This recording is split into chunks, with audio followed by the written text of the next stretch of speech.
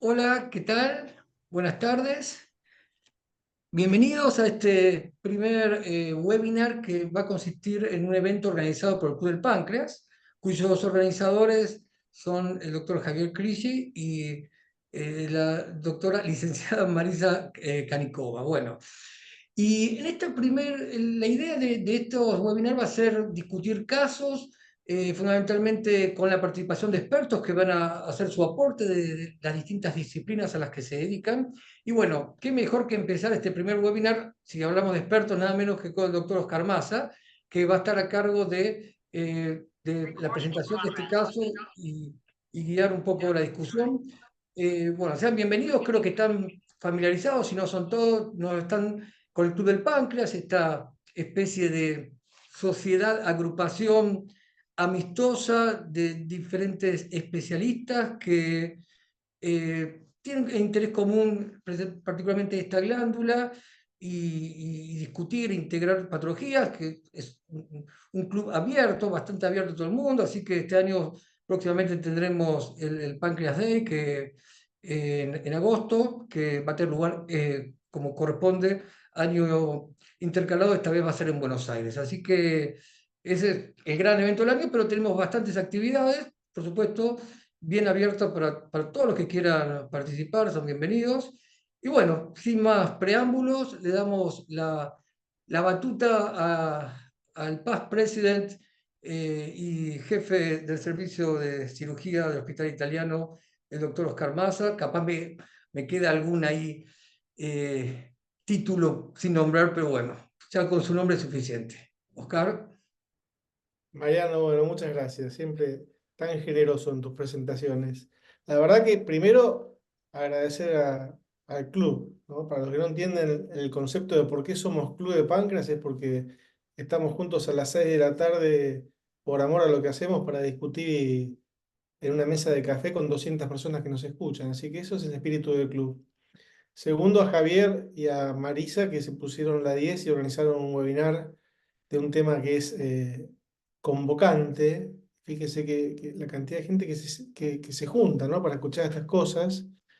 Y la dinámica de este webinar es totalmente transparente. O sea, el caso este que vamos a discutir es un caso real, no es para criticar, ni es para juzgar, ni es para tomar examen a los panelistas, sino que es totalmente para opinar sobre actitudes o decisiones clínicas tomadas con un paciente que se presenta a la consulta con un cáncer de páncreas.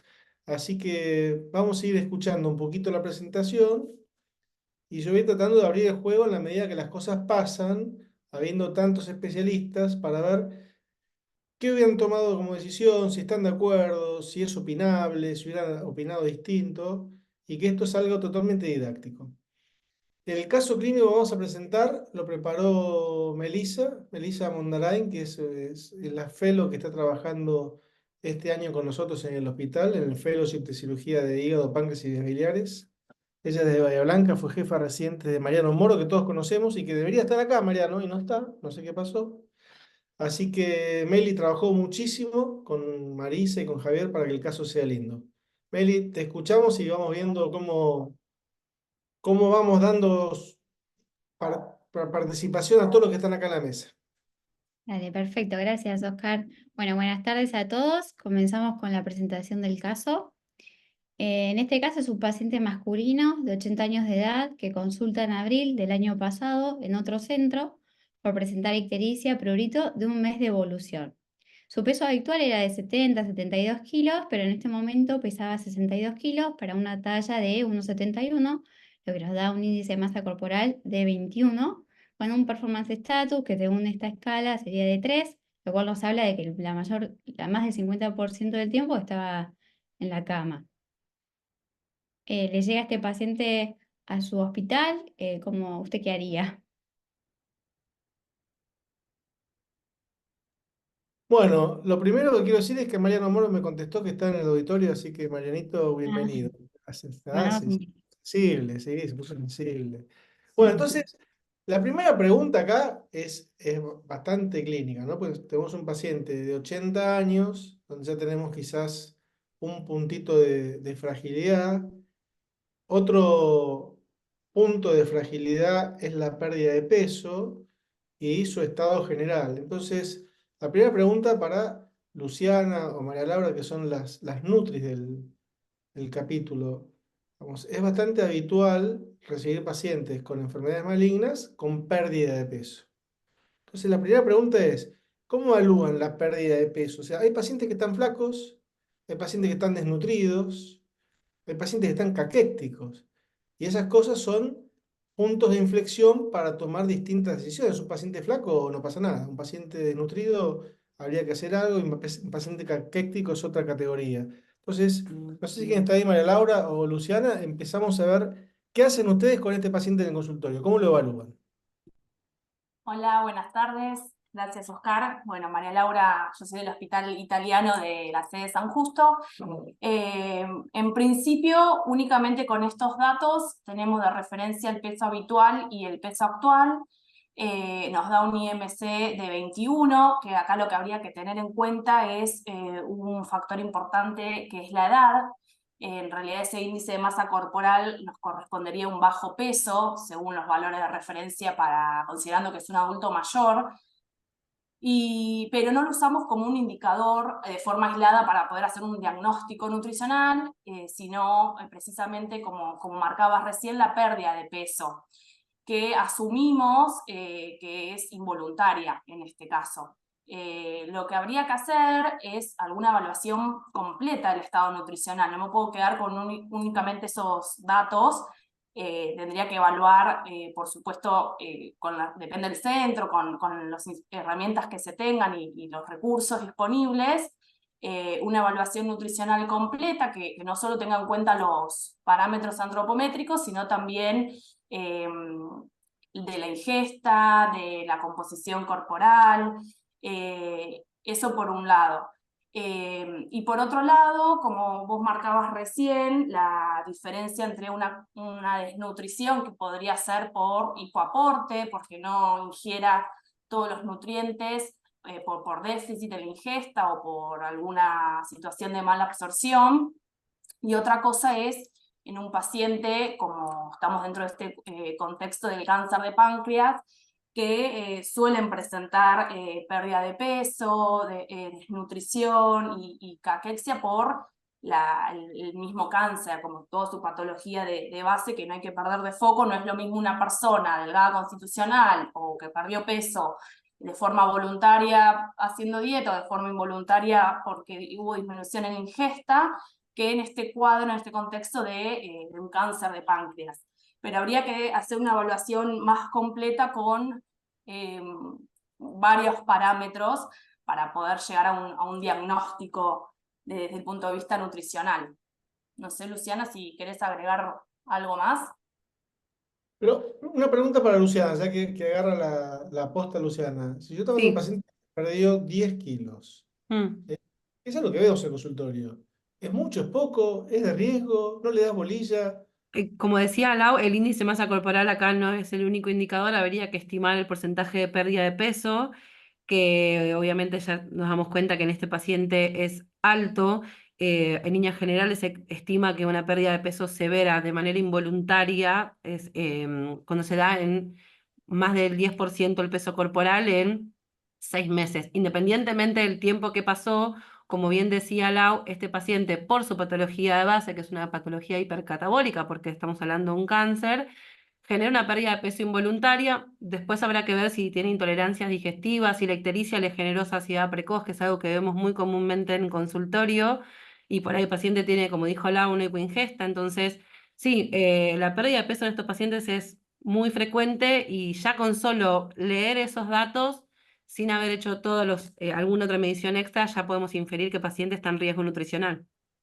Bien. Bueno, eso es un buen concepto, pues vamos a seguir con el tema adelante. Meli, ¿cómo siguió el Sí. paciente? Bueno, este paciente, dado el mal estado general y lo ictérico que estaba, primero realizaron una CPRE y le colocaron un stent plástico. Sin imagen previa.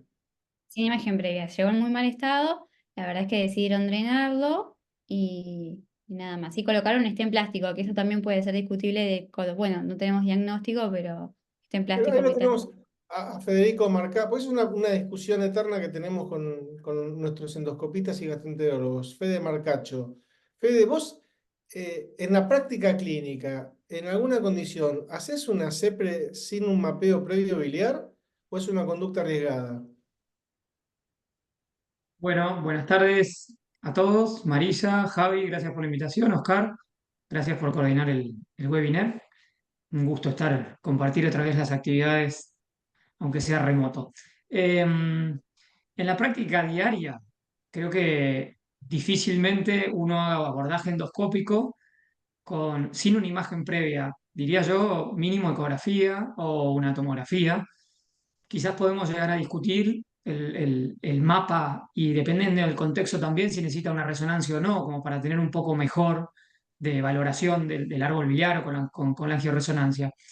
Pero salvo que exista alguna condición clínica, por ejemplo, el paciente está colangítico y hay que drenarlo, algo no abordaría un paciente endoscópicamente sin una imagen previa. Obviamente porque también tiene que ver con el contexto de toma de decisiones, de qué procedimiento le vamos a hacer y qué tipo de stent vamos a colocar y cuál va a ser digamos, el plan para el paciente, ¿no? Independientemente de paliar su ictericia, que parece ser una cosa que lo está poniendo sintomático.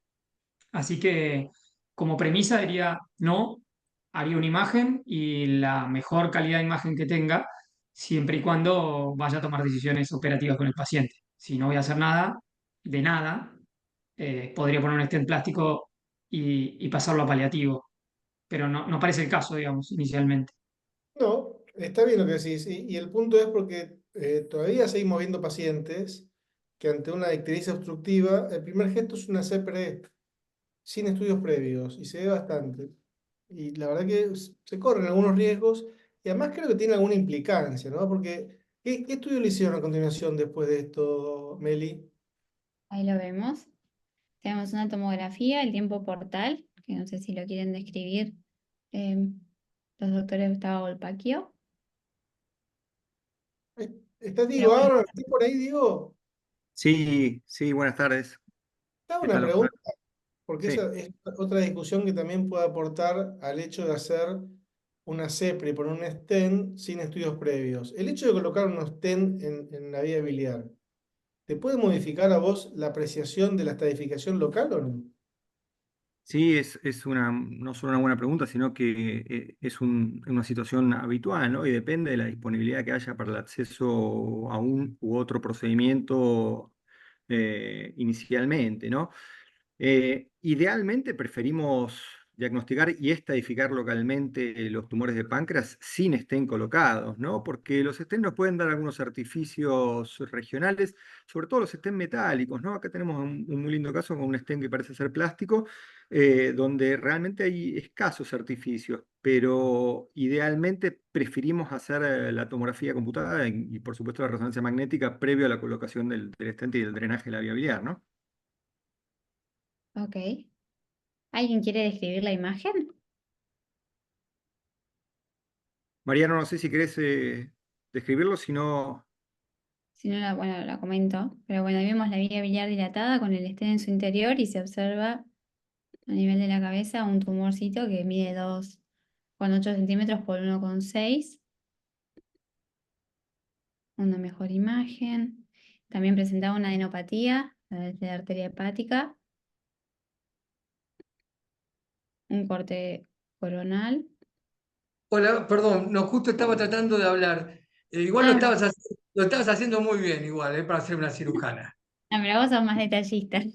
No, bueno, estas imágenes son las más representativas donde uno puede ver en el primer corte que prácticamente el único vestigio que hay de páncreas es el conducto, rodeado de grasa. Eso por la gran atrofia que sugiere una evolución de larga data de una obstrucción, ¿no? Y si uno sigue los cortes secuenciales puede ver, volver un poquito para atrás, porque en esa anterior están todas representadas, como secuencialmente se ve el conducto en la segunda imagen, la tercera, y bueno, ya como comentabas, en las tres últimas imágenes se ve una lesión sólida, que en realidad no tiene mucho contraste para compararla con el parénquima normal, porque realmente está todo atrofiado, y es una lesión sólida que contacta focalmente con la cara posterior de la vena cava inferior, perdón, de la vena cava inferior, de la vena mesentérica superior, no compromete la arteria mesentérica. Si uno se atiene a la clásica relación geométrica del contacto con la circunferencia, es menos de 180 grados, el surco vascular está respetado, ahí vemos el ingreso de la vena cólica derecha, es una lesión que está un poco más alta de la unión con la primera rama yeyunal. Si querés pasar a la que sigue. Ahí está bien la lesión, ¿no? Ahí se ve el stent desplazado hacia la derecha. Es una lesión relativamente pequeña, ¿no? Fíjense que uno ve en esa imagen que la lesión, digamos, contacta con la vena en menos de 180 grados. Esa parece mentira que en la era de la medicina de la precisión todavía estemos valiéndonos de ese criterio que ya tiene más de 20, 30 años y tan simple, ¿no? De predecir el compromiso solamente por el grado de contacto, pero uno puede ver que hay una ligera deformación o tironeamiento de la vena que, independientemente de que exceda o no esta interfaz de contacto de más de 180 grados, ya es sospechosa. Acá en esta imagen coronal se puede muy bien el conducto dilatado y la lesión que tiene unas espículas irregulares, que puede ser o infiltración de la grasa retroperitoneal o una reacción desmoplásica en la grasa vecina. Y en la anterior, bueno, igual no le estoy dejando nada a Diego, pero lo que se puede ver es un dato atrás. No, en otra imagen de las que mostraste. Acá, la anterior. La anterior a esta coronal, ahí se puede ver una variante que consiste en la arteria hepática derecha que surge de la mesentérica superior, ¿no? Un dato importante, y una pequeña adenopatía de lo que en la jerga radiológica se llama el espacio portocava, pero algunos lo llaman ganglio del foramen Winslow, si bien eso es más discutible, que es un ganglio que realmente es pequeño por criterio morfológico clásico, pero tiene necrosis, por lo cual sería relevante, ¿no? Bueno, pero ahora yo quiero, ya hablaste mucho, Mariano, y ahora quiero que la Quiero seguir. conclusión del informe la diga Dieguito. Conclusión, porque el cirujano se pierde cuando es muy largo el discurso, porque es muy focal, la visión nuestra es así. Entonces el cirujano a veces lee toda la descripción y va a la conclusión. ¿Cuál es tu conclusión, Diego? Porque después atrás de esto le voy a pasar este informe a Pablito Capitanich, que está por ahí, a Luquitas, y te van a decir, a ver, contame, ¿cuál es tu informe? A ver. Bueno, la conclusión es fundamental porque, como vos bien decís, Oscar, ahí se resume la información más valiosa para que pueda leer, digamos, el médico que luego va a tomar conducta, ¿no? Te puedo dar mi conclusión y después te puedo argumentar mi conclusión, ¿no? Mi conclusión es que eso se trata de una lesión sólida primaria con rasgos imagenológicos de un adenocarcinoma ductal. Con esto estoy desalentando la posibilidad de otro tipo de tumores, como pueden ser tumores neuroendocrinos, bien diferenciados y por supuesto también los poco diferenciados o los carcinomas neuroendocrinos, algunas pancreatitis focales como la pancreatitis del surco y demás. Dicho esto, sabemos que más allá de la estadificación tradicional por los descriptores TNM que hacemos para todos los tumores, en el caso particular del cáncer de páncreas tenemos que estratificar adecuadamente las categorías de los pacientes, no solo en relación al volumen tumoral, sino también la relación que tiene el tumor con las estructuras vasculares regionales cruciales, como bien dijo Mariano acá: vena mesentérica superior, arteria mesentérica superior, tronco celíaco.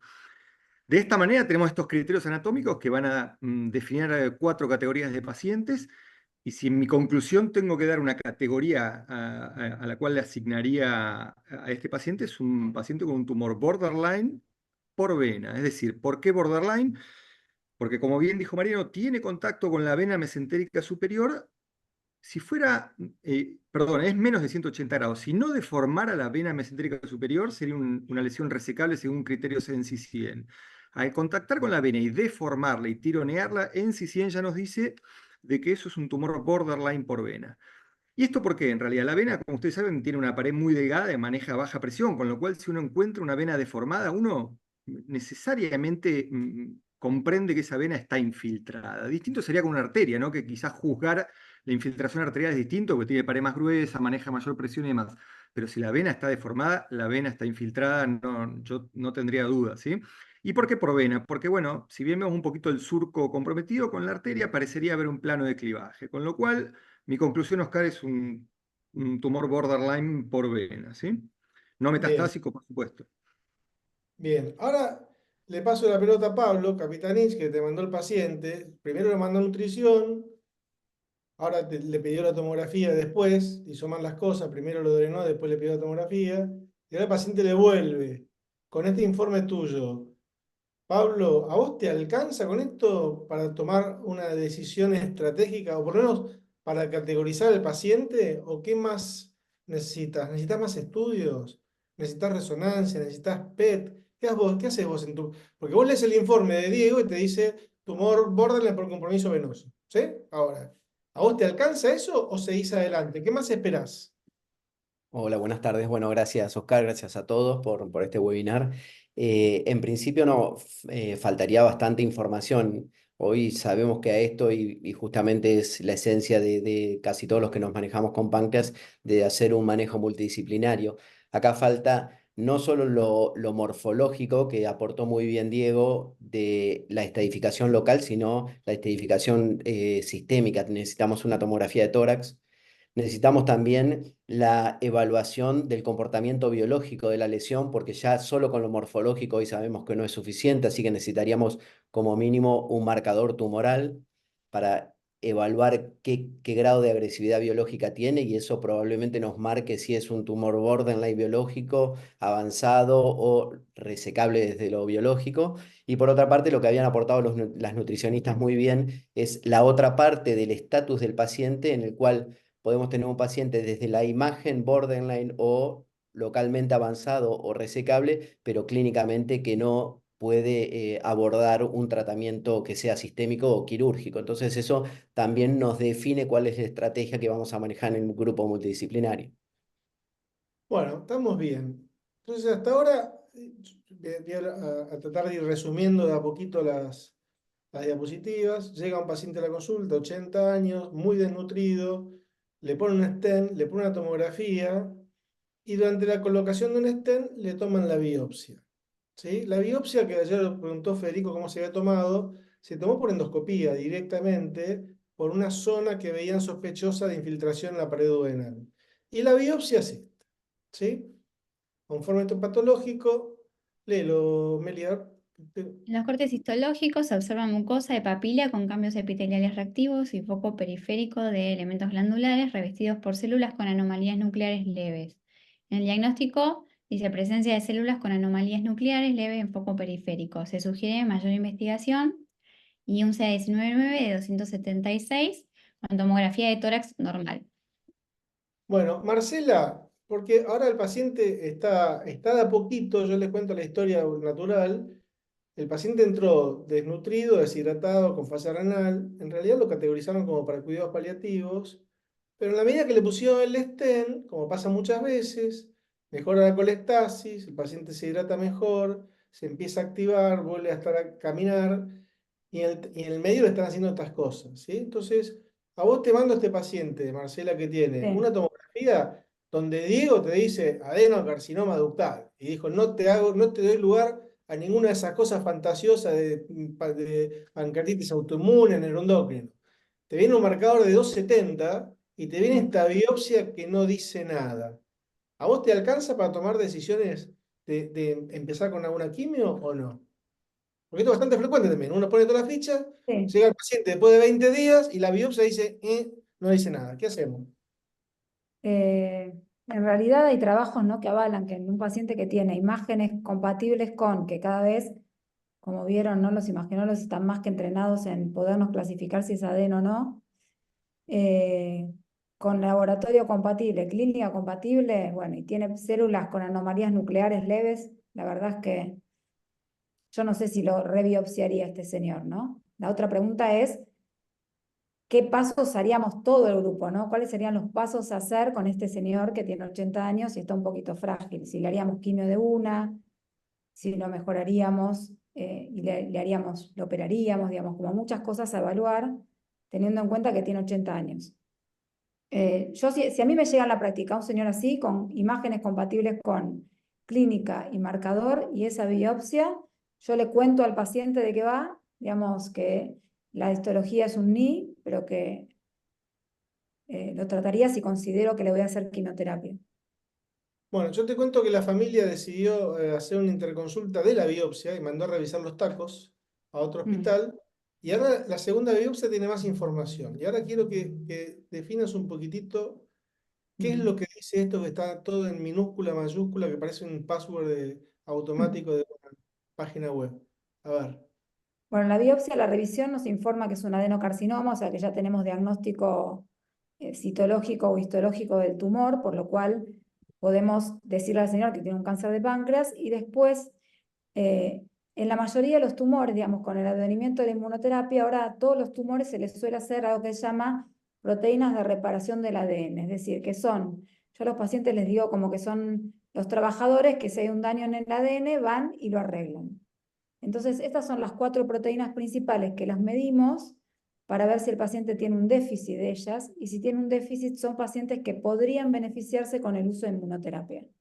En cáncer de páncreas, el déficit de las proteínas de reparación del DNA se encuentra en un 2% de los pacientes y está enriquecida en aquellos pacientes que no tienen mutación de Carras, ¿sí? Y que son más jóvenes. Pero bueno, en este paciente, por ejemplo, dice no se evidencia déficit de expresión del sistema reparador del DNA, entonces es un paciente que la inmunoterapia no tiene un rol para él. Eso es lo que dice esa biopsia. Bien, por lo menos ya tenemos diagnóstico de certeza y tenemos una situación inicial. Ahora, yo siempre hincho en las reuniones, ustedes saben, y les pregunto un poquito para picantearlos a los gastro. Acá está Fede La Justina y está Analía Pascua. Estos pacientes, ¿los tiene que ver el gastroenterólogo, sí o no? Analía, ¿qué me decís vos? Hola, buenas tardes a todos. Bueno, yo creo que la respuesta es sí en todos los casos, independientemente de la edad del paciente, en este caso puntual, eh, por ahí no haya mucho que investigar en cuanto a factores de riesgo, sobre todo hereditarios, pero no solamente con esa intención de ver, digamos, cuál fue su exposoma o qué fue lo que lo condujo a esto, sino también para manejar las complicaciones asociadas a la presencia del tumor, las mecánicas, y las que puedan agregarse después de una eventual intervención quirúrgica si esta ocurriese. Así que incluso los efectos adversos de la quimioterapia, depende del centro, no siempre son manejados por oncología. Así que por una serie de motivos que van desde la investigación pertinente para el caso de factores de riesgo hasta el manejo de las complicaciones locales dadas por la neoplasia en sí o por los tratamientos, la respuesta, en mi opinión personal, es sí. Hay que derivarlos a gastro. Los Bien, tiene que ver gastro. bien, es importante lo que acabas de decir, yo estoy de acuerdo. Federico, vos que estás ahí del otro lado, ¿sí? Te llega este paciente con un cáncer de páncreas, en la cabeza de páncreas, desnutrido, con un Wilson dilatado, un páncreas atrófico. ¿Cómo manejás la parte terapéutica? ¿Qué tipo de aporte le das para mejorar su nutrición? ¿Estudiás la suficiencia pancreática o no hace falta? ¿Cómo haces con la parte del soporte de las enzimas pancreáticas para este paciente? ¿Cómo te manejás en la práctica clínica? Hola, Oscar, ¿cómo te va? Bueno, mira, yo soy gastroenterólogo, como Fede Marcacho, un poco más endoscopista que clínico. Entonces, cuando me contactan en la clínica o en el hospital, es más que todo relacionado cómo le hago un tratamiento paliativo a este paciente, sobre todo en el drenaje biliar de la obstrucción. Respecto a la medición de las enzimas pancreáticas, obviamente se considera que este paciente va a tener una insuficiencia pancreática exócrina. Deberíamos medir con la elastasa fecal y determinar para comenzar a darle las enzimas pancreáticas, la terapia de reemplazo con enzimas pancreáticas. Eso por un lado. Por el otro lado, respecto al drenaje de su vía biliar, ahí estamos en un punto de tratar de determinar, y les vuelvo a pasar la pelota a los cirujanos, es si en este punto se puede determinar si el paciente tiene una chance de resecabilidad o ya se lo considera irresecable el paciente. Porque en base a eso, a nosotros nos va a permitir elegir dentro del drenaje biliar cuál es la opción más conveniente, si colocar stent biliar plástico o stent biliar metálico autoexpansible, hacerle la quimioterapia neoadyuvante con drenaje biliar previo o no. Bueno, ahí es este punto donde le paso la pelota a los cirujanos para determinar este punto crucial. ¿Estás despierto, Granero? Porque la pelota te está llevando a vos. ¿Estás ahí, Luquitas? Sí, sí, estoy Bueno, despierto. a vos que te encanta todo este tema del cosa. O sea, Fede te puso el stent ahí, te lo mandó, te dijo, decidí qué vas a hacer. Y te dijo, y metele tratamiento enzimático. Vos a este paciente, ¿lo estudiás para la insuficiencia pancreática? Varias cosas te voy a preguntar. Sí. Primero, ¿lo considerás que lo vas a operar, sí o no? ¿Lo estudiás para insuficiencia pancreática o le das tratamiento empírico? ¿Y qué haces con ese stent de plástico? ¿Qué haces con todo? O sea, ya estás. Es la consulta final. Doctor, vengo a ver qué hago. Y sos vos. ¿Qué haces? Sí, este paciente, ¿cómo le va a todos? Antes que nada, bueno, hola a todos y gracias por la invitación. La verdad que hermoso este webinar. Eh, Este paciente, por las imágenes, es un paciente potencialmente quirúrgico. Nadie puede decir que es irresecable. No sabemos, no es, yo a juzgar por las imágenes, no es un paciente que considere para operar de entrada. Yo creo que es para, todos estos casos los debatimos nosotros en la unidad de páncreas. Hay clínicos, nutricionistas, oncólogos, cirujanos, endoscopistas, como muchos trabajan, ustedes yo sé que trabajan igual. Acá tiene que ser una inteligencia colectiva, todos tenemos que aportar para el paciente. Este paciente, obviamente, de entrada se tiene que beneficiar de un buen plan nutricional, reemplazo enzimático de cajón. La elastasa fecal la hacemos, la elastasa fecal nos ayuda de demora, pero eso no vamos a esperar la elastasa fecal para empezar con la terapia de reemplazo ni con el reemplazo, ¿cómo se llama? Los parámetros nutricionales, ni la evaluación, ni el tratamiento nutricional. Si vos me decís, por lo poco que he visto, me parece que es un paciente más candidato para hacer un tratamiento neoadyuvante, no lo dudaría. Después podemos debatir con Marcela qué esquema en base a la edad. Pero primero mejorarlo del performance, porque por más que no vaya a cirugía y vaya a neoadyuvancia, el paciente tiene que estar fuerte para bajarse un tratamiento neoadyuvante. Mejorar el paciente y después, obviamente, yo creo, como les dije, no me preocuparía por operarlo de entrada. No, yo creo que este paciente hay que nutrirlo, reemplazo y lo más rápido que sea empezar con un tratamiento oncológico. Bien, y ahí dejó picando también el Fede de la Justina un tema que se lo voy a compartir con Federico Marcasio, que es el stent biliar. Federico Marcaccio, ¿te cambia algo que yo te mande un paciente para que me drenes porque tiene 30 de bilirrubina y lo quiero operar dentro de 20 días? ¿O que te lo mande para hacer neoadyuvancia por 6 meses? ¿Te cambia algo la elección del stent? ¿Tiene algún rol todavía el stent plástico? ¿No? Es una interesante pregunta que hemos debatido durante muchos años, creo, y Muchos años. hace unos años ya hemos encontrado algo de evidencia en la literatura que avala en la situación de paliación de la ictericia en paciente que va a hacer una adyuvancia o inclusive que es sometido potencialmente resecable en una cirugía, deberíamos utilizar stents metálicos autoexpansibles porque sabemos que el beneficio que le otorgamos al paciente en términos de disminución de la colangitis y de las reintervenciones o previo a una cirugía o previo a la quimioterapia son facilitadoras. Así que yo creo que en la práctica, obviamente, dependiendo, uno tiene que contar con el recurso, ¿no? Es algo muy importante eso también, porque a la hora de hacer el procedimiento deberíamos contar con el recurso. y contando con el recurso, sí o sí colocaríamos un stent autoexpansible en el contexto de ir a una cirugía o en el contexto de iniciar quimioterapia. Creo que eso sería, es costo efectivo, digamos, eso ya está demostrado también en la literatura desde hace unos años y debería ser nuestra práctica deseada. Lo que sí, la realidad no es la misma alrededor de todos los centros, inclusive adentro de Buenos Aires y inclusive también en el interior. Entonces, tener el recurso disponible es importante para poder llevarlo a cabo.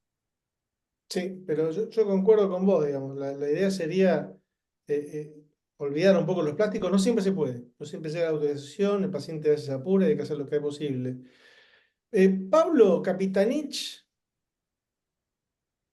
ustedes tienen un gabinete muy bueno de psico-oncología, ¿sí? Es un tema que se habla poco en el Club del Páncreas.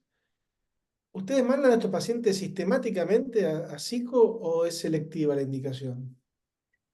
Sí, nosotros es una buena pregunta, Oscar, porque es esa faceta del paciente que quizás, igual que cuando decidimos qué terapéutica tomar, es en la evaluación del paciente en el face to face, ¿no? Y ahí definir para dónde el paciente estamos viendo que hasta desde la toma de decisiones de él, a dónde quiere ir, si quiere ir a un tratamiento paliativo, independientemente de su estatus oncológico, y también de la parte psicológica, ¿no?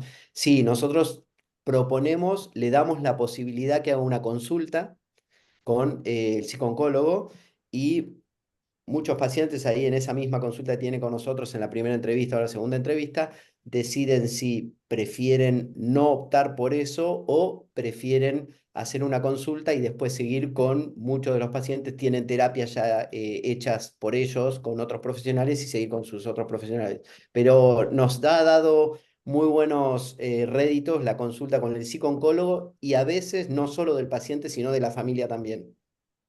Bien. Javier Crisi, ¿lo operás al paciente este o no? Hola, buenas tardes a todos. Yo estoy con Lucas. Este paciente me parece que lo puede beneficiar hacer una neoadyuvancia. Lo que le juega en contra para los dos casos, tanto para operarlo como para hacer neoadyuvancia, es un poco la edad.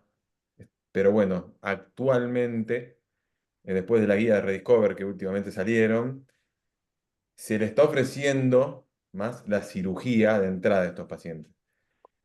Ustedes me dicen a mí, vos me preguntas a mí especialmente, con una buena biopsia que tiene, con el taco que tiene ahora, el 699, me gustaría mejorarlo un poco y tal vez una quimio, no con Folfirinox por la edad. Sabemos que más arriba de 77 años, el 10% de los pacientes solamente se aguanta el Folfirinox. Tal vez algo un poquito más suave, hacerlo, tratar de achicar, tratar de que el paciente coma un poco mejor, se alimente más, sume peso y llegue más fuerte a una cirugía. Entonces, me parece que primero iría por una neoadyuvancia. Háblame de esas guías de ofrecerle tratamiento más quirúrgico que neo. Contá un poquitito, así seguimos la discusión. Bueno, esas guías salieron hace un poquito, la verdad. Lo que dicen es para el tratamiento de los borderline resecables, que se llaman borderline resecables, es decir, que se pueden operar los pacientes, pero son borderline que hasta hace poco directamente, o se sigue usando, iba directamente en neoadyuvancia, ahora en algunos pacientes se le está indicando cirugía. Inclusive en los localmente avanzados, también en algunos pacientes indicaría directamente una cirugía. Antes era directamente neoadyuvancia, ahora están viendo para ese lado que tal vez ofrecer una cirugía es más beneficioso y no hay diferencia de sobrevida. Bueno, ahora voy a pasar con esa cosa que dejaste ahí on fire a Marcelita, que está por ahí. Entonces, la pregunta es, este paciente, Marcela, es un paciente frágil, de 80 años, que en su momento le habían mandado cuidados paliativos, pero le pusieron el stent y lo hidrataron, le pusieron antibióticos y empezó a repuntar. Ya pasó un mes, el paciente está autoválido, pero no está para correr 100 metros. Y vos tenés que decidir, como dijo Javier, una mala cirugía de inicio, porque es una cirugía que tenés riesgo de no ser radical, o una no tan buena neoadjuvancia, porque tampoco es un paciente que le va a hacer FOLFIRINOX. Entonces, ¿qué le ofrezco? ¿Una cirugía más o menos o una neoadjuvancia más o menos? ¿Qué haces vos? Yo le ofrezco una neoadjuvancia más o menos. Pero- Qué lindo. no, pero pensando un poco, el señor tiene 80 años, es borderline anatómico, pero también biológico, ¿no? Porque tenía esos ganglios que un poco nos hacen pensar, aparte por lo constitucional del señor, que nos hacen pensar que tiene más riesgo de enfermedad sistémica.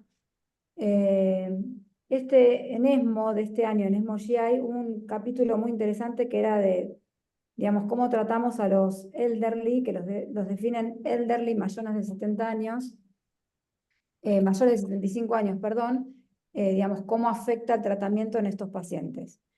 Y en páncreas hay un trabajo que se llama el Gran PAX, que lo que hicieron es, bueno, obviamente todos estos pacientes, como bien dijeron ustedes al inicio, deberían ser evaluados por gerontólogos, o los oncólogos deberíamos estar mucho mejor formados para calificar la fragilidad de los pacientes oncológicos, para ver si es frágil o no. Y ellos los categorizaban a los pacientes era medio gracioso, ¿no? Porque decía go, go, que era aquellos que estaban bien como para hacer, stop, go o frágiles.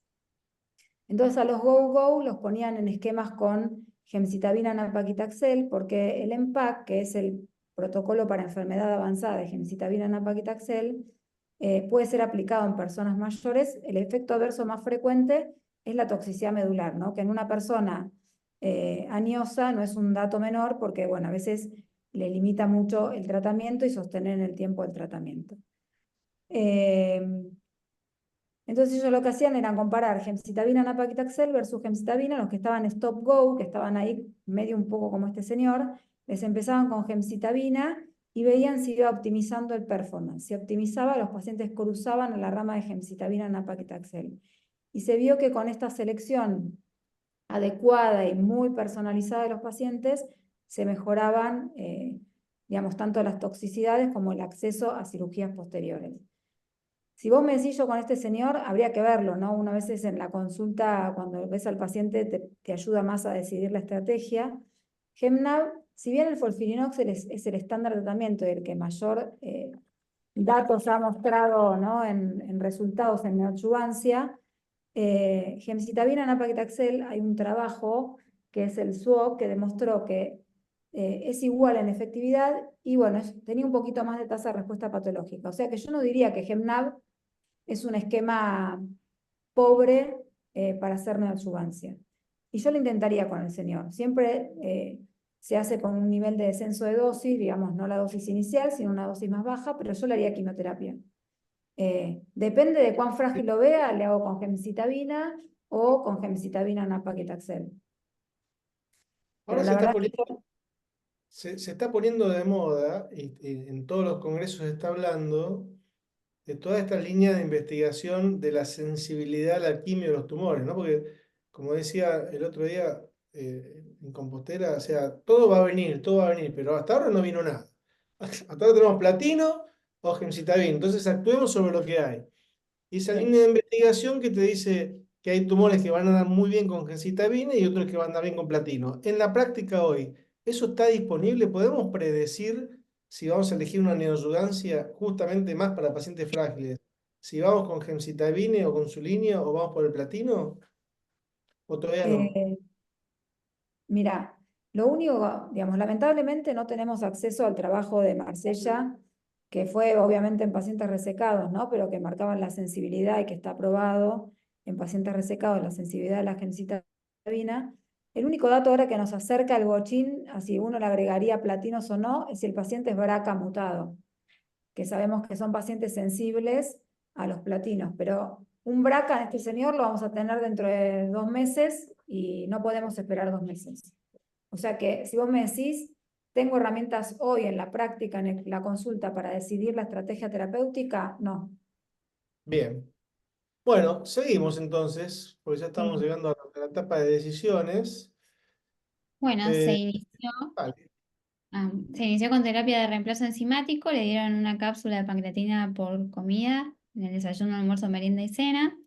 En junio del 2023 el paciente ya estaba mejorando, con esto de que comentaban, la verdad que su performance status fue mejorando, por lo que le indicaron capecitabina, que debió suspender a los 3 meses porque presentó diarrea, mucositis y paranoiquia.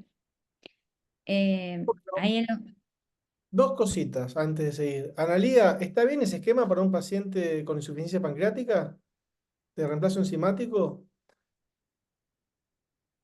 No, en mi opinión personal y en líneas generales lo que está sugerido es empezar con dosis más altas. Son pacientes que tienen el reemplazo tumoral más la atrofia del parénquima remanente, así que deberíamos empezar con bastante más, 600 miligramos en las comidas menores, 900 miligramos en las comidas principales, y después, bueno, si el paciente recibe suplementos nutricionales orales, no olvidarnos de que son en general fórmulas, composiciones que no están predigeridas, y ahí también habría que considerar sumar encima. Así Bien. que está subtratado, diría. Y Marcela, ¿qué onda la capecitabina en el cáncer de páncreas? La capecitabina en el caso... Ahí tenés para explayarte con este esquema, contanos. Las fluoropirimidinas constituyen parte de la columna vertebral en el tratamiento del cáncer de páncreas, se podría decir, ya que Folfirinox tiene 5-fluoracilo y bueno, es una fluoropirimidina como la CAPE. La capecitabina monodroga es una herramienta que usamos mucho los oncólogos en pacientes que nos da cosa no hacerle nada, pero hacerle algo tampoco no nos animamos, entonces es como un NI porque es un esquema que no da toxicidad medular, pero que puede dar, la verdad, estas toxicidades que presentó el paciente, ¿no? La típica efecto adverso de la capecitabina es diarrea y síndrome Van-Opie. Por otra parte, hay un porcentaje, digamos, las guías internacionales, no es para páncreas, para todos los tumores, sugieren que una enzima que se llama DPD, que tiene que ver con el metabolismo de las fluoropirimidinas para ver toxicidad, que en Argentina no se hace, pero que todas las guías internacionales lo recomiendan. Entonces, capaz que este señor tenía algún déficit leve de estas fluoropirimidinas y hizo esta toxicidad que lo destruyó. Si vos me decís en un paciente añoso, si yo quiero hacer algo paliativo entre capecitabina y gemcitabina, yo le haría gemcitabina. Por otra parte, no hay ningún trabajo fase 3 o fase 2 robusto que demuestre la efectividad de capecitabina monodroga. No la estoy ninguneando, digamos. Parece que hay un escenario, pero no es este el escenario que contamos con el paciente, ¿no? Yo no se lo haría, digamos. Yo le haría, si quiero empezar con algo tranquilo, gemcitabina. Bien, pero quedó claro el concepto. Bueno, seguimos, Meli. Ok, bueno, el oncólogo frente a esto que no toleraba por esta toxicidad, le dice, ve a un cirujano, que ahí es cuando nos llega en octubre del año pasado. Nosotros, esto lo adelanto, Oski, si te parece, lo mandamos primero que nada a evaluar por soporte nutricional, que acá tenemos la diapo que le corresponde a Marisa. Ahí voy a hablar, ¿qué tal?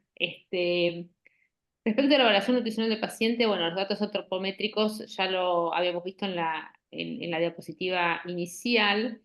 Tiene una pérdida de peso del 11%, que es importante, severa.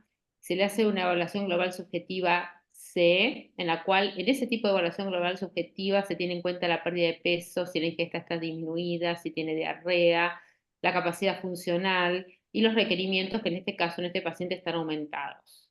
Observa en el laboratorio la albúmina, 2,82, que está disminuida, el perímetro braquial está disminuido, la circunferencia media del brazo está disminuida. La dinamometría, que es la fuerza muscular, se hace a través de un aparato, un dinamómetro, que mide la prensión de la fuerza y que está relacionado y se relaciona con la pérdida de la masa muscular, le da 25. La bioimpedancia, que tiene un ángulo de fase de 2,9 que está disminuida, masa musculoesquelética disminuida, disminución de la masa grasa, aumento del agua corporal y aumento extracelular. Ahí quizás, si quieren, le voy a preguntar a las chicas a Lau y a Luciana, ¿cuál es el diagnóstico nutricional de este paciente? Bueno, acá tenemos ya más datos, una evaluación nutricional un poquito más completa.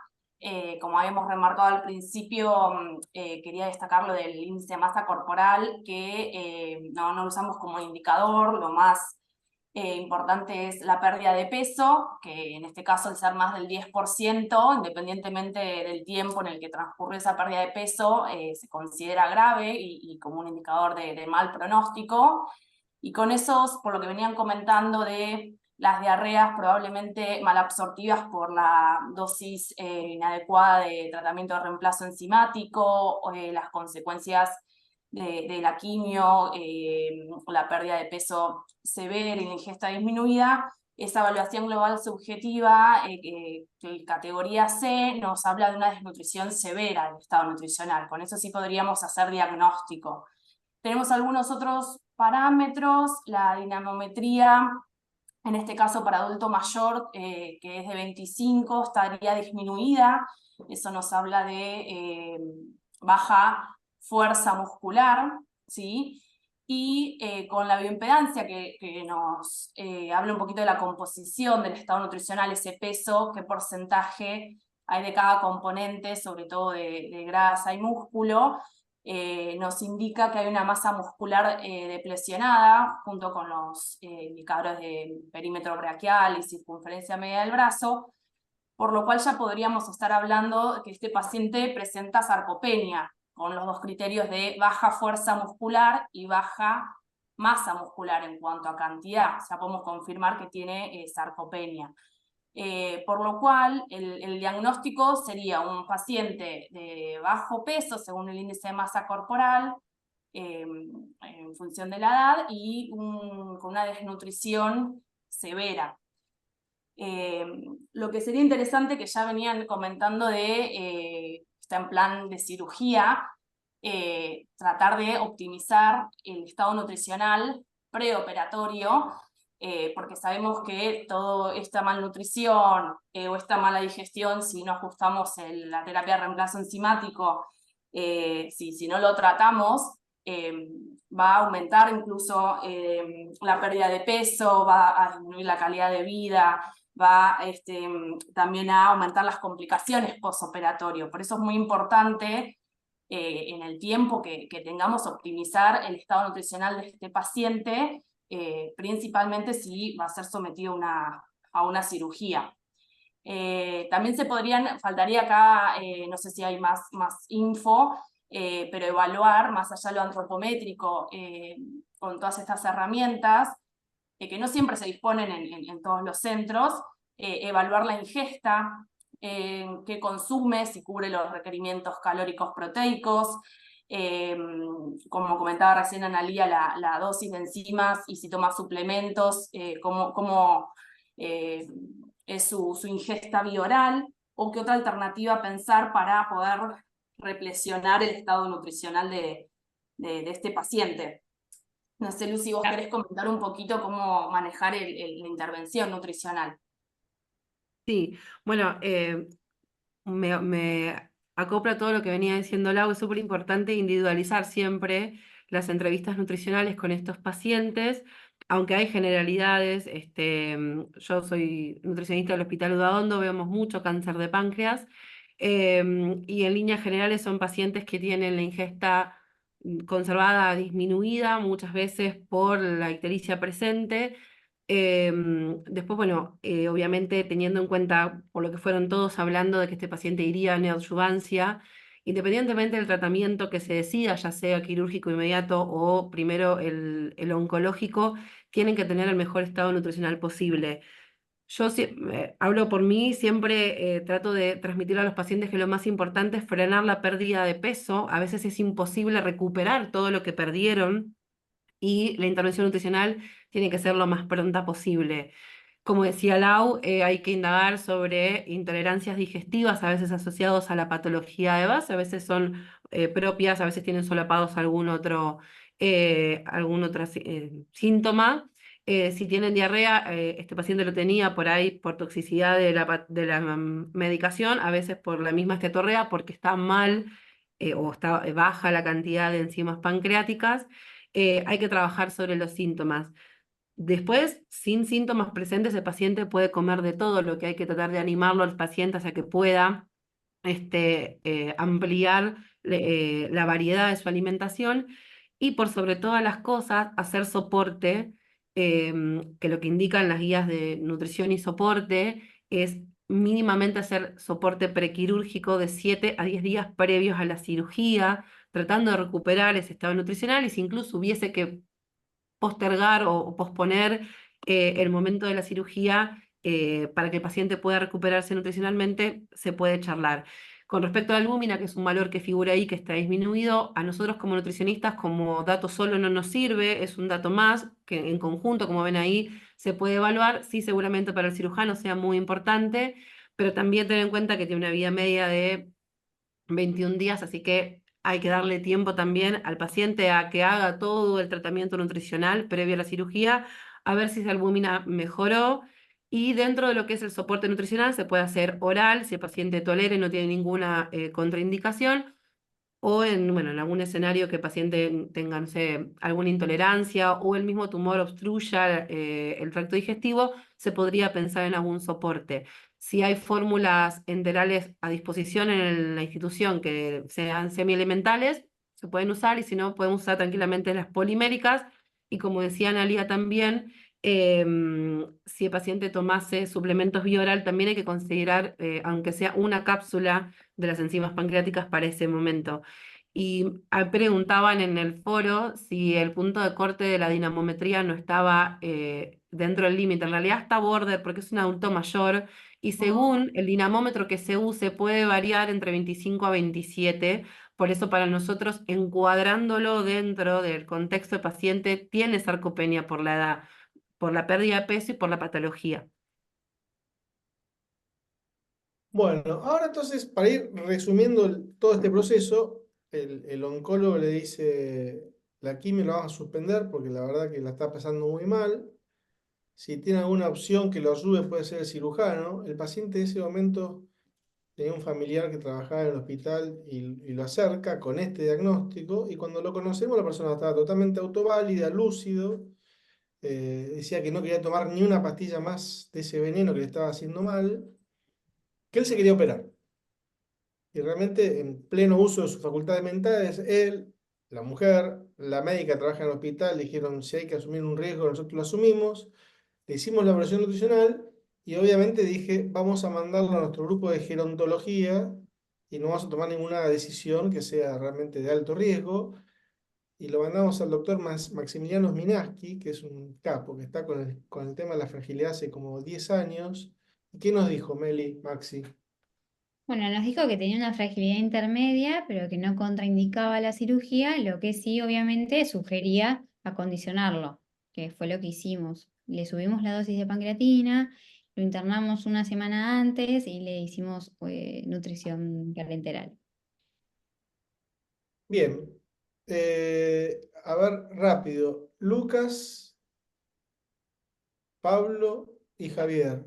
¿Qué hace? ¿Lo opera o no lo opera este paciente? La tomografía estaba exactamente igual a la primera, no cambió nada, no tuvo ningún cambio morfológico y el marcador había bajado un poco, ¿no, Meli? No me acuerdo mucho, pero no había progresado, estaba estable o con respuesta. Mantuvo en 200. ¿Llegó con 200 de marcador? Bueno, y la tomografía era exactamente igual a como empezó. ¿Qué hacen ustedes ahora?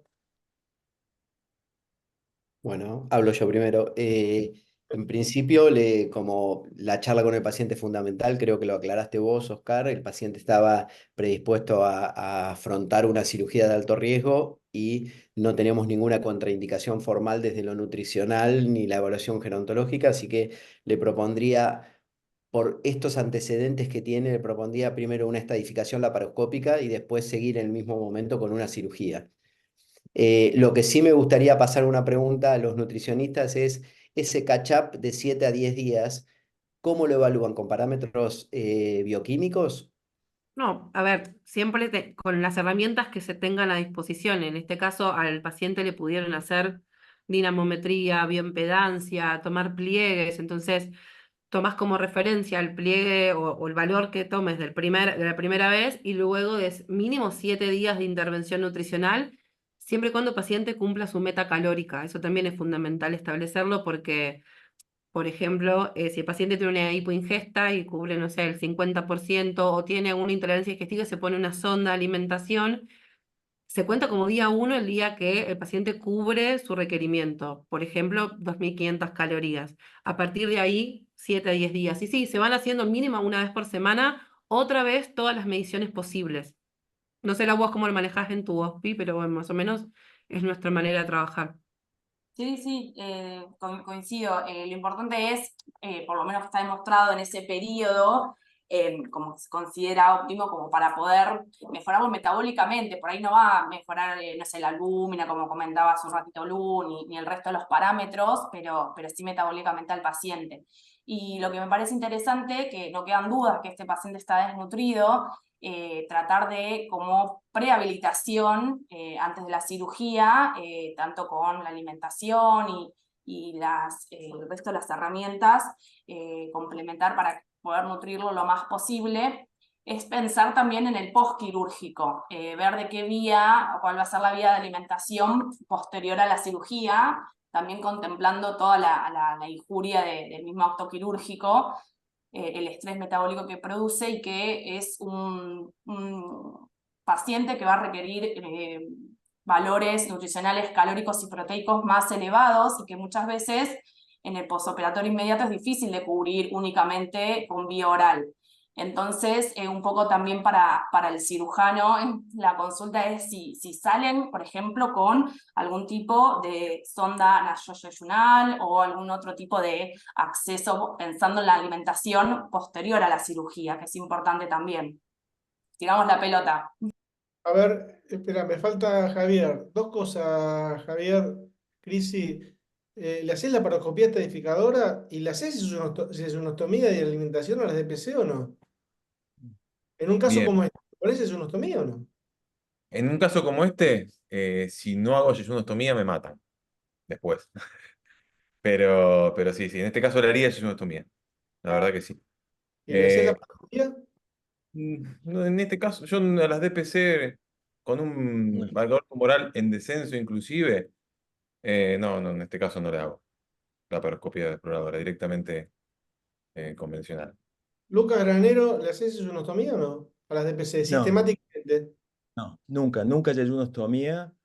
La laparoscopía, como dijo Pablo, yo se la haría al paciente que el marcador sigue alto y no bajó, o donde la resonancia magnética actual me marca imágenes que pueden ser sospechosas de metástasis. Si yo veo por resonancia un paciente que tiene no hay duda de que no tiene nada, con una muy buena reso, la verdad le entro directamente. Pero ojo, eso es un criterio, ¿eh?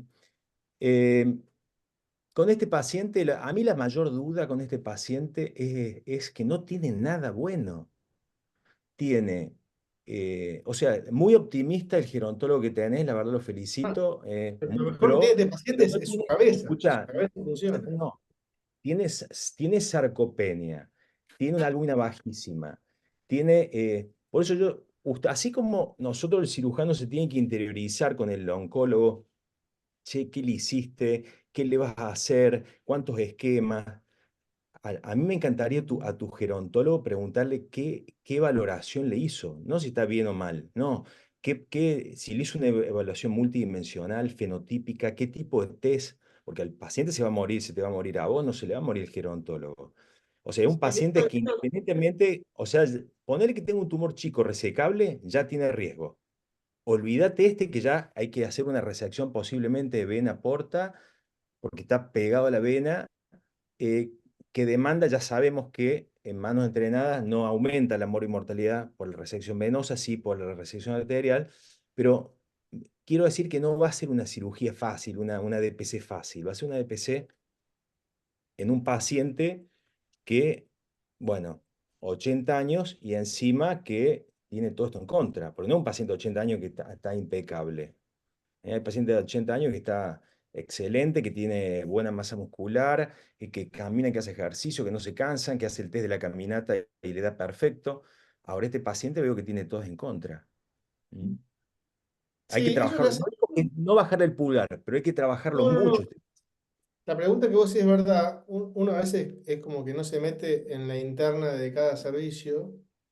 Ellos están como hace como 10 años, están con el tema de fragilidad, han validado los scores y han desarrollado sus propios scores.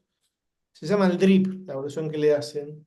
Y la verdad que el Maxi te llama y te dice, mira, Oscar, lo evalué, su expectativa de vida fuera de esta enfermedad sería bueno, es un tipo autoválido, tiene fuerza para levantarse, para asearse, para hacer sus tareas, para caminar, no tiene ninguna enfermedad terminal ni cardiopatía, yo lo operaría. Ese es el diagnóstico que te hace el gerontólogo. Te da una sugerencia fuerte y te diría así lo mismo, mirá, yo no lo operaría. Hace poco operaba una persona de 86 años con el mismo razonamiento. Entonces, no te puedo decir técnicamente qué es lo que hace. Un día lo podemos llamar para que nos enseñe un poco cómo él evalúa fragilidad, porque la evalúa para toda la cirugía mayor del hospital, ortopédica, cardiovascular, Está muy bueno. cirugía general, y es interesante cómo trabajan, ¿eh? Es muy bueno. Oscar, ¿puedo hacer una pregunta? Si ¿Sí? este paciente está en otra institución, ¿se le hace, por ejemplo, en vez de una yeyunostomía, como decía Javier Crisi, una alimentación que salga de la cirugía con una sonda nasoyeyunal? ¿Lo hacen en algunos centros? ¿Ustedes lo hacen? No, nosotros no hacemos ni sesionostomía ni nada. Los Nosotros pacientes, tampoco. En el Hospital Posadas, yeyunostomías no. Los pacientes salen de quirófano sin sonda nasogástrica, a las 48 horas están con la dieta blanda. Si pasan 4 o 5 días y no come y uno ve que se prolonga, automáticamente ya en la terapia le ponen un PIC y empiezan con soporte parenteral un tiempito hasta hacer la transición. Y no Y es a menos mejor al revés, quizás porque no todos van a lograr cubrir, ¿eh? Ese es el gran tema. sí, lo Un buen podríamos. tema de debate. Sí, en general se puede evaluar, bueno, en el equipo, pero lo importante es que esté alimentado por alguna vía de administración, sea enteral, siempre priorizar por ahí lo enteral, por todos los beneficios que tiene, pero este paciente creo que tenía parenteral previo, no sé si ya tendría el acceso, se podría ser una opción, habría que evaluarlo en el postquirúrgico. Nosotros raro en el que no Udaondo, puede por lo estar. general, siempre salen con sonda nasoyeyunal colocada en el intraoperatorio. Y obviamente cada vez se comienza más pronto la alimentación bioral, pero van en paralelo hasta que más o menos logremos cubrir un 50% de los requerimientos por vía oral. No solemos preferir la vía parenteral en este tipo de pacientes porque no, a priori no hay criterio porque tiene el tracto digestivo indemne y absorbe perfectamente. Sí, como concepto, Marisa, te digo, por ejemplo, si el paciente viene con buena tolerancia digestiva previa, nada. Sí uso a veces mucho la sesionostomía en esos pacientes pilorizados que hacen una cirugía paliativa. La gastroentero paliativa en pacientes pilorizados es un desastre, no arranca más. Ellos salen todo el quirófano con una sesionostomía de alimentación y a veces la usan hasta el día que se mueren. Pero en DPC no. Bueno, seguimos así. Si nos quedan unos minutitos, podemos contestar las preguntas que están acumulándose en el auditorio. Meli, ¿cómo seguimos? Dale, perfecto. Bueno, nosotros fuimos a la cirugía. En este caso ya estamos abiertos. Ahí tenemos la vena mesentérica superior porta con el páncreas seccionado. Obviamente observamos el compromiso venoso que veíamos en la tomografía y como comprometía bastante margen, decidimos realizar un injerto con el ligamento falciforme. En las DPC habitualmente lo que tenemos sospecha de que puede haber compromiso venoso, lo preservamos y armamos. En esta siguiente diapositiva vemos acá el injerto del falciforme con la vena clampeada, todas las estructuras obviamente reparadas. Más o menos lo medimos y después lo ajustamos según la necesidad de la reconstrucción. Acá vemos, hacemos 2 hemisurjets en cara posterior y anterior con un prolene 6 ceros. Sutura continua, acá tenemos un videíto de la cara anterior, cómo nos queda.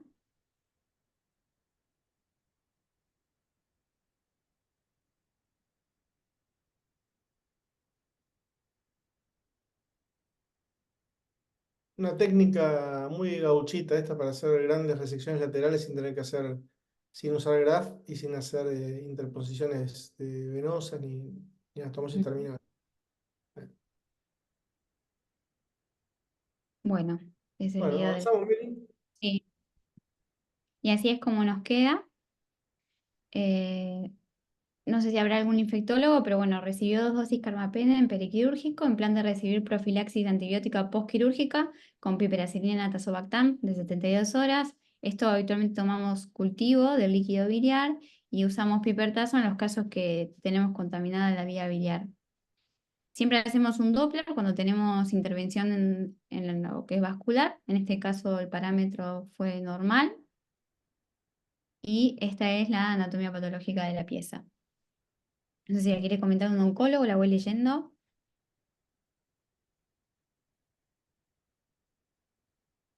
¿Querés leerla y yo la comento? Como quieras. Dale, bueno, la localización en la cabeza del páncreas, subtipo histológico, un adenocarcinoma ductal, moderadamente diferenciado, un G2, de 1/8 por 1/6 por 1 centímetro. Pared duodenal, efecto de invasión linfovascular presente, infiltración perineural no se identifica, los márgenes son negativos. Bueno, el pedículo muestra un ganglio linfático sin metástasis, peripancreáticos de 24 ganglios linfáticos examinados, 2 de ellos con metástasis de adenocarcinoma, lo cual nos da un T1CN1. Bueno, y hallazgos patológicos adicionales, pancreatitis crónica y la vesícula biliar con colecistitis crónica, que esto ya un poco lo sospechábamos por la imagen, ¿no? Bien, Muy seguimos. bien. Bueno, porque ahora viene la pregunta final. ¿El paciente se recuperó bien?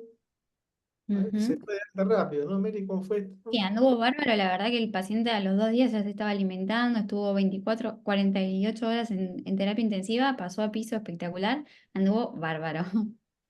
Sí, y después de una segunda parte, que fue, tuvimos una discusión en nuestro grupo, que sí, bueno, el tipo hizo medio tratamiento con capecitabine, y le ofrecimos hacer una consulta con nuestro grupo, pero dijo, no, pues yo no tengo cobertura en el hospital, la cobertura la tengo que hacer en la institución originaria, y lo devolvimos a su oncólogo. ¿Vos qué hubieras hecho, Marcela, con este paciente que recibió 3 meses de capecitabine, que tiene márgenes negativos, que se recuperó bien?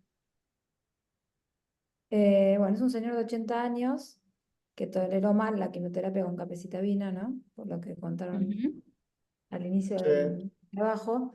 Hay muchos no, hay algunos trabajos, más que nada como estudios nacionales, ¿no? De base de datos que tratan de ver cuál es el beneficio de la adyuvancia en pacientes mayores de 70 años. Hay un trabajo de JAMA del 2021 que analiza la quimioterapia adyuvante en pacientes mayores de 80. ¿Cuál es el beneficio de sumarle un paciente que fue operado con intención curativa, independientemente, ¿no? del T y el M, incluyen a todos? Y la verdad que cuando uno analiza lo que hacen los médicos, la mayoría de los médicos no hacen nada, digamos, no hacen ningún tratamiento. Hay una mayor tendencia a estimular la quimioterapia cuando tienen más ganglios positivos o cuando el T es mayor. Este trabajo lo que mostró, lo que pasa es que la quimioterapia fue variada. Yo si le hiciera algo a este señor, le haría gemcitabina, no sé si le haría. El beneficio en sobrevida es de más o menos 6 meses comparado, ¿no? Estos datos que tenemos, que son de registros, con todos los sesgos que pueden tener, eh, que el beneficio es principalmente en los primeros como 7 meses, ¿no? Post cirugía, ahí hay una diferencia como de 50% de pacientes vivos y no progresados, que los progresados en la rama que quedaron en control, pero después de 7 meses de la cirugía para adelante, ya el beneficio es de un 16%. Me parece que los argentinos no estamos muy acostumbrados, pero hay que decirle que el beneficio de cuánto le suma el tratamiento es bajo, cuáles son los pros y los contras, y bueno, así como ustedes decidieron con él y se sentaron a hablar de qué tratamiento hacer, me parece que es válido cualquiera de las dos cosas. Es cierto que uno dice, bueno, ¿cuánto más le vas a sumar, no? Y los Pero, oncólogos, ¿estás que hablando? medio bajo. No, está bueno lo que decís, porque uno siempre tiene en cuenta cuando habla con los oncólogos, te dicen, no, el tratamiento son 6 meses. Entonces, si lo hizo por la mitad, estaría bueno que lo complete. Suponete que este paciente no hubiera hecho ningún tipo de neoadyuvancia, hubiera ido a cirugía upfront libre de tratamiento. ¿También aplica tu concepto de que la adyuvancia es marginal el beneficio o no? Y el trabajo este es de adyuvante nomás. Es de pacientes de 80 años, eran de 340.000, 80.000 pacientes de la base de datos, 25.000 eran pacientes añosos que se resecaron y algunos hicieron cirugía y otros sola y otros hicieron adyuvancia. La sobrevida es de 17 versus 14 meses en los que quedó en observación. Es un registro, pero para esta edad me parece que es más que adecuado porque ningún trabajo, ningún trial los incluye. Entonces me parece que, bueno, un poco, también a veces mi frase, si el paciente es tan enérgico y quiere seguir adelante, bueno, podemos intentarlo, probar, digamos. Esto no es estricto y no es que hay que hacer 6 meses aunque tengas mucha toxicidad. Si el paciente está bien y tiene ganas, uno puede probarlo y ver, ¿no?, cuánta toxicidad le genera el tratamiento adyuvante, que es claramente toxicidad medular. Yo no le haría capecitabina de nuevo, ¿eh? Bien, bien. No, pero también está el concepto, viste, que en los pacientes operados, el no completar los 6 meses de quimioterapia también es un factor predictor de supervivencia alejada. Lo que no Sí, tenía en vista era el tema de la edad, ¿no? Que no estaba no discriminado por edad. Es un tema nuevo que está sí. interesante, porque son decisiones clínicas, ¿no? Si no está apto para quimio, pero está apto para DPC, y quizás es uno u otro, y no está apto para los dos, y hay que Sí, elegir. por eso me parece que si está para DPC, hay que verlo cómo queda, cómo sale después de la internación y cómo se moviliza y todo esto, pero puede ser una opción, digamos, si el señor no lo ve bien, plantearle, bueno, intentar y ver, ¿viste?, cuánto se lo banca. Es medio, estoy haciendo un comentario medio con poca Sí, evidencia clínica, pero bueno, mi un mayor comentario evidencia es de club, un comentario de club, tomando un cafecito. Bueno, Meli, ¿cómo seguimos? Bueno, el paciente la verdad que anduvo bárbaro. Esta es la tomografía del control a los 6 meses con marcadores tumorales normales. Esta fue a los 6 meses de la cirugía, pero tengo una que no la subí porque la verdad que estaba impecable de ahora de julio y él está perfecto. El otro día nos vino a saludar, está entero y decidieron no hacer ningún tipo de adyuvancia. Exactamente. Habló con la oncóloga y decidieron hacer con una conducta expectante. Muy Bueno, con esto bien. hemos terminado nuestro caso. No sé si queda algo en el tintero de las preguntas, si alguien las vio, que A tengamos 3, ver. 4 minutos para contestar alguna pregunta del auditorio. A David Viagiola preguntaba qué quimioterapia le hacemos postoperatoria. Bueno, yo un poco medio que la contesté. No hay muchos trabajos digamos, gemcitabina, nab-paclitaxel adyuvante, no es dio negativo el trabajo, así que uno no lo haría. Nos quedaría gemcitabina como una estrategia, ¿no?, en un paciente añoso. Sí, después hubo preguntas de los stent plástico metálico que lo fuimos contestando por privado y de la yeyunostomía, gastrostomías también se fueron contestando. No se habló del retardo de vaciamiento gástrico. Este paciente, si no sale con yeyuno o con algo, si te hace un retardo de vaciamiento gástrico y solamente con parenteral, no sé eso cómo lo abordarían ustedes, tal vez con una sonda nasoyeyunal o demás. Pero algo que yo estoy viendo últimamente me está tocando el retardo de crecimiento gástrico y son pacientes que hay que saberlos manejar. Pacientes Pero bueno, complejos, vaciamiento gástrico. No es, yo cuando empecé la residencia, todos los pacientes salían de la DPC con una yeyunostomía. Y la hemos abandonado hace más de 20 años, te diré. Eventualmente el primer approach del vaciamiento gástrico es con soporte parenteral y en algunos casos le hemos puesto también la sonda guiada por endoscopía, la endoscopía para diagnosticar una úlcera de boca y en ese momento aprovechás y le dejas una sondita no enteral. Bueno, estamos cumpliendo con los tiempos de una manera casi inglesa. perfecto. Les cuento así los avisos los imperdibles del Club de Páncreas. Yo los invito a todos los que no han tenido la oportunidad de ver un Páncreas Day, que vengan el 16 de agosto a Buenos Aires. Este año, hacemos un año en el interior y un año en Capital. Este año el Club de Páncreas se viste de oncólogos y tenemos un abordaje fundamentalmente dirigido al cáncer de páncreas. Marcela es una de las organizadoras y va a ser el 16 de agosto en Buenos Aires. Es súper interesante, se basa todo en discusión de casos clínicos y en usted qué haría, y es mucho más dinámico que esto, porque ahí nos peleamos un poquito más en serio para ver quién tiene razón y se pone muy divertido.